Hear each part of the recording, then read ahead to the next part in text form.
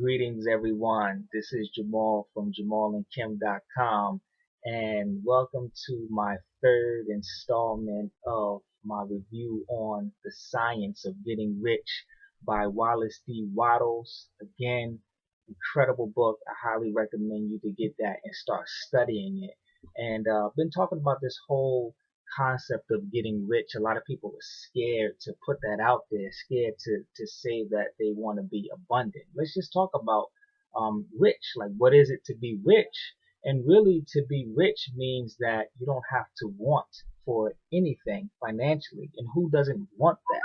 Rich is relative to the individual, but you shouldn't have to want for anything. And I have no problem with saying that I want to be rich.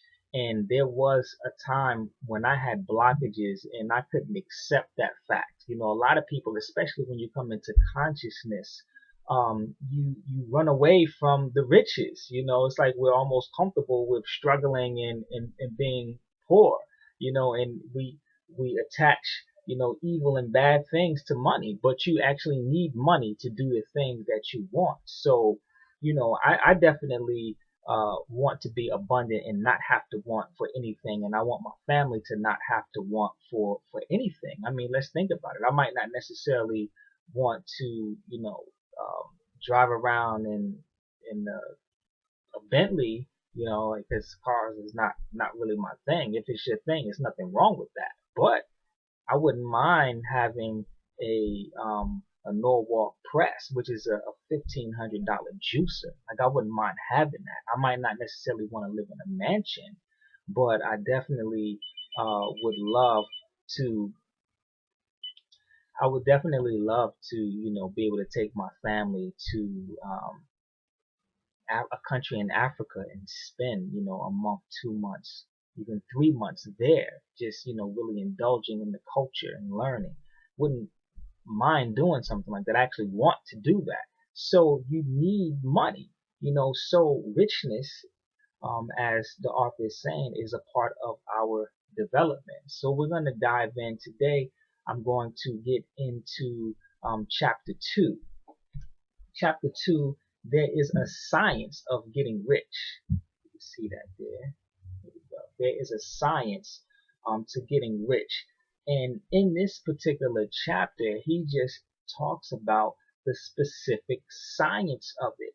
What he's saying is that it's not just about your circumstances. He's saying that there is a specific science that you can apply no matter who you are, no matter where you are, that will develop you to the point of riches. And I think that that is a very important concept, because a lot of people, they let their circumstances or what they're going through at a particular moment program their minds, and they just think that they can never get out of their situation, or being rich is impossible. A lot of people don't even think about being rich. They just think about, having the bills paid or being in a recession.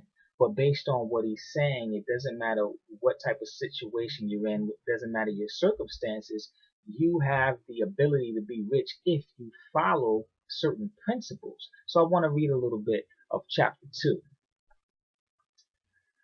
There is a science of getting rich, and it is an exact science like algebra or arithmetic.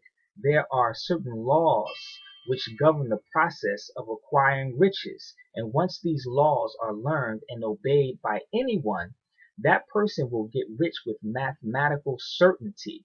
The ownership of money and property comes as a result of doing things in a certain way, and those who do things in this certain way, whether on purpose or accidentally, get rich, while those who do not do things in a certain way, no matter how hard they work or how able they are, remain poor.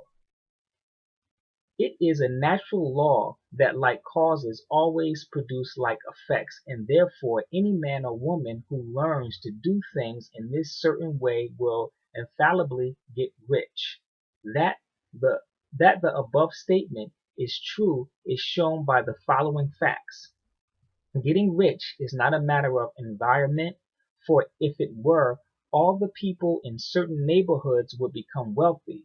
The people of one city would all be rich, while those of other towns would all be poor.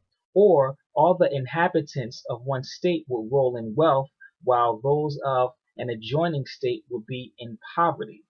But everywhere we see rich and poor living side by side in the same environment, um, and often engaged in the same vocations. When two people are in the same locality and in the same business, and one gets rich while the other person remains poor, it shows that getting rich is not primarily a matter of environment. So environments may be more favorable than others, but when two people in the same business are in the same neighborhood and one gets rich while the other fails, it indicates that getting rich is the result of doing things in a certain way. Powerful right there. And it just shows that when you study the science, it doesn't matter your circumstance. Anyone has the ability to acquire wealth and to become rich. So just wanted to discuss a little bit of that concept, because I think that it's really important. Doesn't matter your situation that you're in. If you want to be wealthy, if you want to be rich, you have to study that particular science. You have to begin to look at people that are rich and study what were the deeper mechanics of that.